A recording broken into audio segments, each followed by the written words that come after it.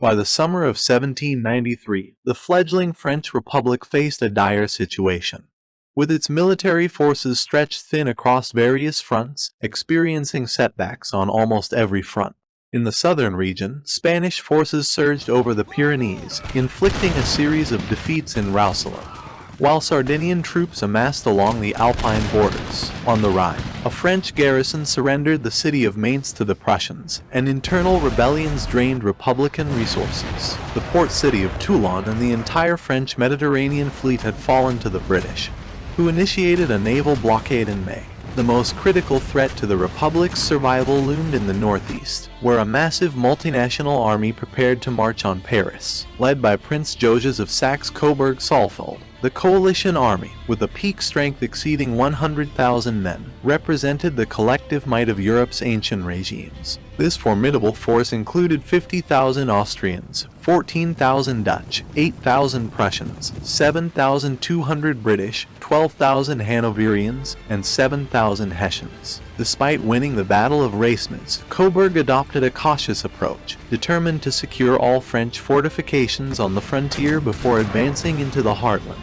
While this strategy might have seemed prudent, it inadvertently eroded the momentum gained by the Allies. Conde did not succumb to the coalition until July 10th, and the siege of Valenciennes persisted until July 28th. Coburg's deliberate pace beneath the walls of French fortifications allowed the French army valuable time to bolster its defenses each day. In June, the Jacobins assumed control of the government, advocating for drastic measures to ensure the Republic's survival. On August 23, 1793, the highly efficient war minister, Lazare Carnot, implemented the levy en masse, a policy involving widespread conscription, and a declaration of total war. All unmarried men aged 18 to 25 were to be drafted into the military, while those ineligible for combat were assigned to tasks such as uniform production, factory work, or service in military hospitals. This remarkable administrative achievement enabled the Republic to mobilize 14 armies and 800,000 men within a year. Carnot also ensured that new conscripts were integrated into experienced units to promote discipline and training. While Coburg concentrated on securing border fortifications, the French war machine sprang into action, making the Allies' path to Paris increasingly elusive. Coburg's lack of action frustrated the British government, which became increasingly impatient. Among its war objectives was the capture of Dunkirk, a strategic port city on the English Channel valuable for both negotiation leverage and as a robust base for British military activities on the continent. Following the fall of Valenciennes, Prime Minister William Pitt the Younger's administration directed the British Army on the continent to immediately besiege Dunkirk. The commander, Prince Frederick, Duke of York and Albany, dutifully complied, prioritizing national interests over military unity. Despite objections from Coburg, York separated his forces from the Allied army in August. The formidable coalition force split into two factions. York led 35,000 British, Hanoverian, and Hessian troops westward toward the sea, while Coburg headed in the opposite direction with 45,000 Austrians to besiege the French town of Le Quesnoy. Detachments were deployed to maintain a tenuous line of communication between the two main armies. Many historians view this decision as a significant military mistake, one that spared the French Revolution from collapse and cost the coalition a potential victory. While en route to Dunkirk, the combined Anglo-Hanoverian Hessian force engaged in several skirmishes with French troops. An incident on August 8 nearly resulted in the capture of the Duke of York himself. Following a brief clash at the Battle of Caesar's Camp, as York crossed a bridge, he observed two lines of cavalry on the opposite side. Assuming them to be Hanoverians, York, known for more personal bravery than experience of war, charged towards them at full speed. However, a French émigré officer aligned with the coalition intervened, recognizing the French uniforms of the cavalrymen. Seizing the Duke's bridle, the officer escorted him back in the opposite direction, convinced that he had saved the Duke's life, as the French Republic spared no Englishman.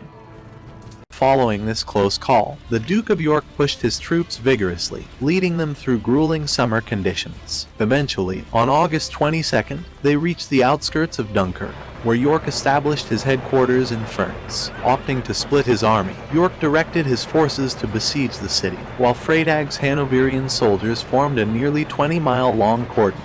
extending from Hondschoote to Ypres. By August 24, the French garrison had been ousted from the suburbs and found themselves trapped within Dunkirk. This marked the commencement of the siege. Despite the efforts of York's troops as they fortified their positions, they were well aware that their endeavors would be in vain without assistance from the Royal Navy. Dunkirk, being a port city, allowed its garrison of 8,000 men to receive continuous supplies from the sea. The Royal Navy Channel Fleet, originally en route to blockade Dunkirk's harbors, was diverted by an unforeseen storm in the final days of August. Only one solitary frigate, HMS Brilliant, managed to reach Dunkirk, but was subsequently swept away in another storm 3 days later. York, lacking sufficient artillery, found himself in a state of impotence, compelled to wait for further developments. Meanwhile, the French garrison took an active approach to disrupt the besieging army. On August 27, French gunboats bombarded York's vulnerable troops from the sea, and in early September, the city's drains were deliberately opened, causing flooding in the eastern fields and British trenches with 2 feet of water. Simultaneously, diseases swept through York's forces, claiming lives at an alarming rate. Despite the challenging situation for the Allies, the royal fleet's regrouping and the prospect of starving the defenders into submission remained inevitable. The French, in order to turn the tide in their favor, needed reinforcements, and fortunately, help was on its way. The newly appointed French leader of the Army du Nord was Jean-Nicolas Houchard, a courageous and seasoned subordinate general who, as commander-in-chief, appeared clearly ill-suited for the role. Shortly after assuming command, Houchard was accompanied by representatives on mission, René Levasseur and Pierre Delbrol, sent by the Jacobins to closely monitor his actions. Fearing the guillotine, Houchard followed orders from Paris and led his 45,000-strong force toward Dunkirk.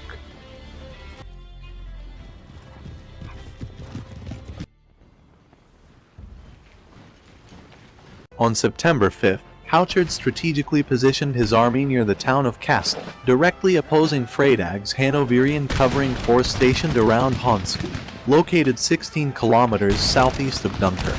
Disturbed by the significant presence of French forces, Freytag dispatched 2 columns to seize control of the town of Arnhem, providing a better vantage point to monitor French movements. Despite facing strong resistance from the French, the Hanoverians managed to capture the town. The intense skirmish prompted Freytag to believe that an imminent attack was imminent, leading him to write an anxious letter to the Duke of York, seeking instructions. Meanwhile, Houchard found himself at a crossroads, needing to make a crucial decision. He could either maneuver his forces around Freytag's contingent, posing a threat to the rear of York's army and potentially forcing the British to abandon the siege, or he could opt for a direct, frontal assault against Freytag's forces. Although Houchard favored the first strategy, he was overruled by Levasseur and Delbrol, who advocated for a swift and decisive victory. Reluctantly, Houchard divided his army into 6 columns, each assigned to target key positions along Freytag's extensive 20-mile front. The assault commenced at dawn on September 6th. On the right, the Hanoverian forces were driven back from their forward positions, with Houchard himself leading the charge from Kassel, advancing northward toward the River Usser. General Jean-Baptiste Jourdan, overseeing a French division, successfully ousted Freytag's Hessians from the town of Herzliya, a modest triumph that bolstered Houchard's confidence. In response, Houchard instructed Jourdan to press onward across the Usser to Bamberg. The bridge leading to Bamberg was defended by Freytag's troops, who thwarted Jourdan's initial assault. Aided by an unexpected thunderstorm, prolonged combat unfolded around the bridge, and as the battle continued, the French began running low on ammunition.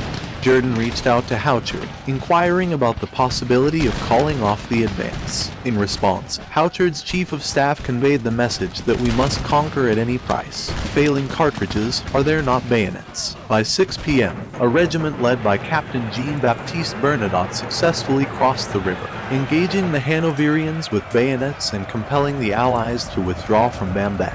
Acknowledging the fatigue of his troops, Houchard preferred to halt for the night, but once again, he was overruled by the representatives who emphasized that free men were never too tired to fight the slaves of tyrants. Despite their exhaustion, the French forces pressed forward to Rixpode, swiftly captured by Jourdan.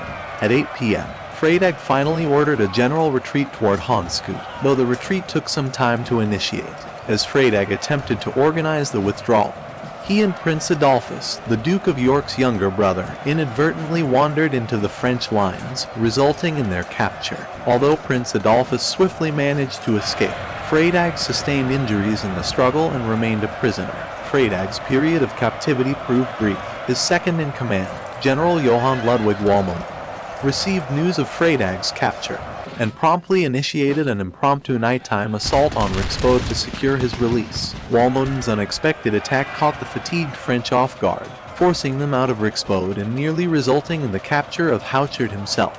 In the chaos, some panicked French soldiers fled all the way back to their headquarters at Kassel. Although Freitag was successfully rescued, he was too injured to resume command, leading Walmoden to assume leadership.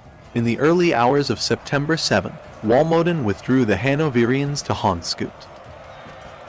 On September 7, a temporary cessation in hostilities occurred as Hondschoote allowed his fatigued troops to rest and reconsidered his strategic situation.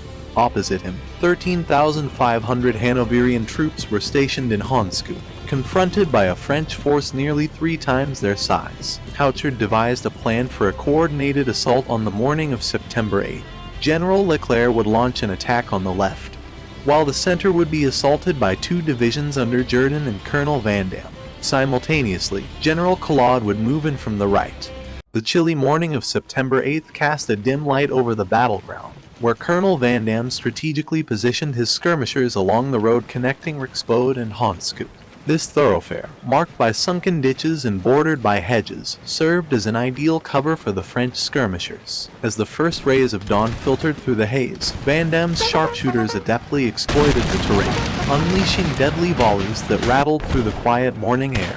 The Hanoverian forces, caught off guard by the precision of the French marksmen, suffered losses in a steady barrage. The sunken ditches and dense hedges provided a deceptive veil, making it challenging for the Hanoverians to discern the origin of the relentless gunfire. Walmoden, recognizing the perilous situation, orchestrated a determined counterattack to dislodge Vandamme's skirmishers. The Hanoverians, despite facing stubborn resistance, managed to push back the French marksmen, momentarily alleviating the relentless gunfire that had plagued their ranks. With the skirmishers momentarily driven off, the morning sun revealed a tense calm on the battlefield.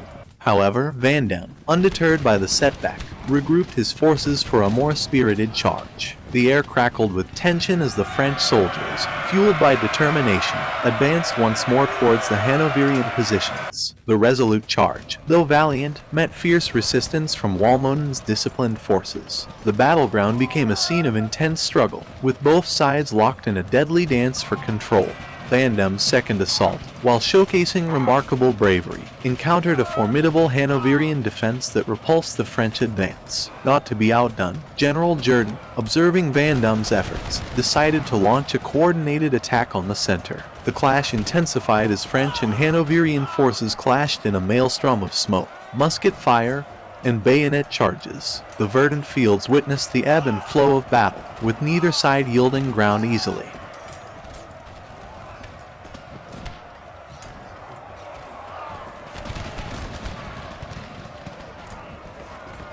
The battleground near Hondschoote was shrouded in the pre-dawn haze, the air heavy with anticipation as 3 converging divisions closed in on Walmoden's trapped army. Colonel Vandamme and General Jourdan held steadfast in the center, their skirmishers creating a lethal dance with Hanoverian forces along the sunken road. On the eastern side, General Leclerc led his troops in a slow march through the flooded road, the waterlogged path mirroring the challenges that lay ahead. The rhythmic trudge of boots mingled with the distant echoes of cannon fire, heralding the approach of an impending clash. Meanwhile, on the right flank, General Collard's advance became ensnared in a web of Hanoverian cannon fire, the thunderous blasts echoing through the countryside. It was here that Hondschoote, the strategic mind orchestrating the assault, positioned himself at the forefront of Collard's troops. With a resolute gaze and a drawn sword, he signaled the commencement of a fierce bayonet charge against the entrenched Hanoverian positions. The clash of steel against steel, punctuated by the roar of cannons, reverberated across the battlefield. Hondschoote's bayonet charge, fueled by determination and a desire for decisive victory, bore down on the Hanoverian entrenchments. The emboldened French forces surged forward, their battle cries blending with the cacophony of conflict. Simultaneously, as the eastern and right-wing assaults unfolded, the center faced a moment of crisis. Jordan, leading from the front, sustained a minor chest wound.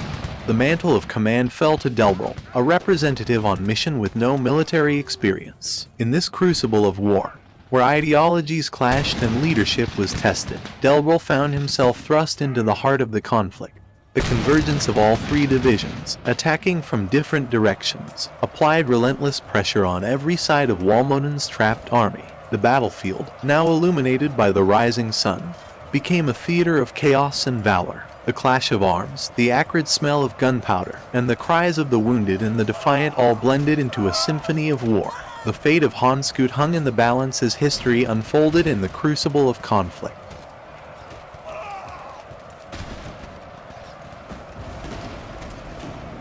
As the first light of dawn painted the horizon, the battle near Hondschoote reached a critical juncture. Delbrel, entrusted with command in the center after Jordan's injury, displayed an innate sense of timing, coordinating his charge to coincide with Houchard's bayonet assault on the right. The synergy of these maneuvers created a seismic impact, unsettling the Hanoverian defenses. Simultaneously, Leclerc's troops pressed determinedly into Hondschoote itself, breaching the Hanoverian lines. The cohesion of the Allies crumbled, and a disorderly retreat commenced, echoing with the sounds of chaos and desperation. With the covering army defeated, the Duke of York found himself in a precarious position, trapped between Houchard's advancing forces at Hondschoote and the formidable 8,000-man French garrison entrenched in Dunkirk. The strategic vulnerability became evident, and the hope of reinforcement from the elusive Channel Fleet remained unfulfilled. As dusk settled over the battlefield, York convened a council of war, recognizing the untenable situation. The decision was clear: a strategic retreat was imperative. In the hushed hours of midnight, the siege was lifted, and York issued orders for a controlled withdrawal. The once confident British forces, now acknowledging the formidable might of their adversaries, began a disciplined retreat toward Ferns. The streets of Dunkirk, still echoing with the fading sounds of conflict, bore witness to the resilience of the French defenders. The Battle of Hondschoote concluded as a resounding French victory, and Dunkirk, against all odds, stood safe. The combined military operations encompassing the Siege of Dunkirk and the Battle of Hondschoote marked one of the most lethal campaigns in the ongoing war. The Duke of York's contingent experienced considerable casualties, losing about 3,000 men to diverse diseases during the siege. The Hanoverians, actively involved in the Battle of Hondschoote, suffered 2,236 casualties, adding to York's total losses, which amounted to approximately 5,000 men across the entire operation. The French forces, too, faced significant casualties, with at least 3,000 men becoming casualties of war. General Houchard, despite achieving a significant victory over the coalition forces, found himself unable to escape a tragic fate. In the immediate aftermath of the battle, Houchard, rather than aggressively pursuing York's retreating forces as ordered by the Committee of Public Safety, displayed a notable lack of initiative. Despite Levasseur's insistence on pressing forward, Houchard, perhaps emboldened by his recent triumph or concerned for his weary soldiers, declined to act. Unfortunately, this inactivity proved to be a fatal decision, for his failure to capitalize on the victory and pursue the retreating enemy. Houchard faced severe consequences. He was relieved of his command and summoned back to Paris. Once in the French capital, he faced accusations of cowardice and was ultimately executed by guillotine on November 15, 1793.